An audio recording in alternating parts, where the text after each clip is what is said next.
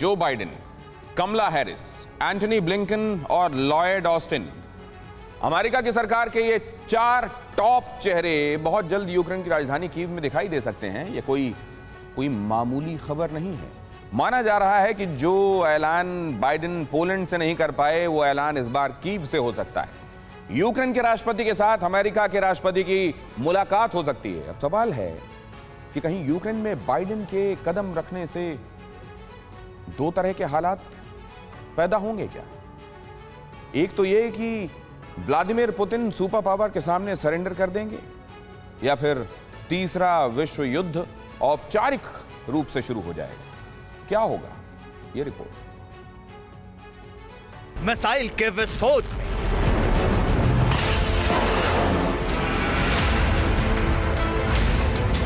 Rocket के attack में,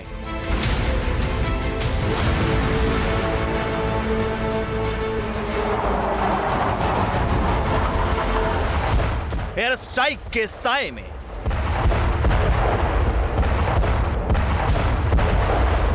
और आर्टिलरी के गोले बारूद में यूक्रेन तड़प रहा है, जूझ रहा है, रोज मर रहा है, लेकिन कीव का किला अब भी रूस फतेह नहीं कर पाया है।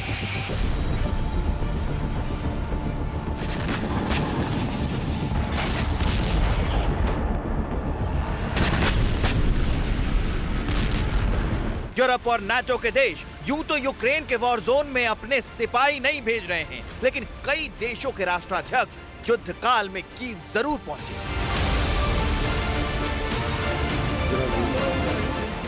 ब्रिटिश पीएम बोरिस जॉनसन के अलावा पोलैंड, चेक रिपब्लिक और स्लोवाकिया के प्रधानमंत्री कीव जाकर प्रेसिडेंट ज़ेलेंस्की से मिल चुके हैं। लेकिन अब एक ऐसा शख्स ज़ेलेंस्की से मिलने यूक्रेन जा रहा है जिसके कीव आगमन का मतलब है या तो जंग पर ब्रेक पैड या फिर जंग होगी और तेज। Will you send senior officials to Ukraine?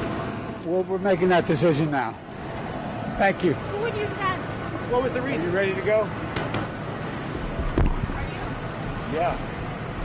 सुना आपने, अमेरिकी राष्ट्रपति जो बाइडेन बहुत जल्द कीव के दौरे पर जाएंगे और ये बात उन्होंने खुद कंफर्म की है। बाइडेन का कीव पहुंचना अगर किसी को सबसे ज्यादा खटकेगा तो वो होंगे रूसी राष्ट्रपति व्लादिमीर पुतिन।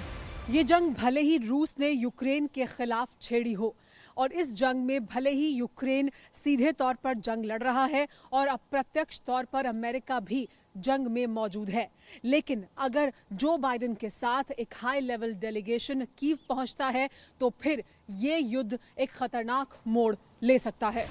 अमेरिकी और यूरोपीय थिंक टैंक का मानना है कि बाइडेन का कीव पहुंचना रूसी सेना के मनोबल को डाउन कर सकता है। जिस कीव को जीतने के लिए रूस पूरी ताकत से जुटा है, वहां बाइडेन की मौजूदगी स्पष्ट संकेत हैं कि अब भी कीव यूक्रेन का है। परवाह देश की, सोमवार से शुक्रवार रात 10 बजे TV9 भारतवर्ष पर।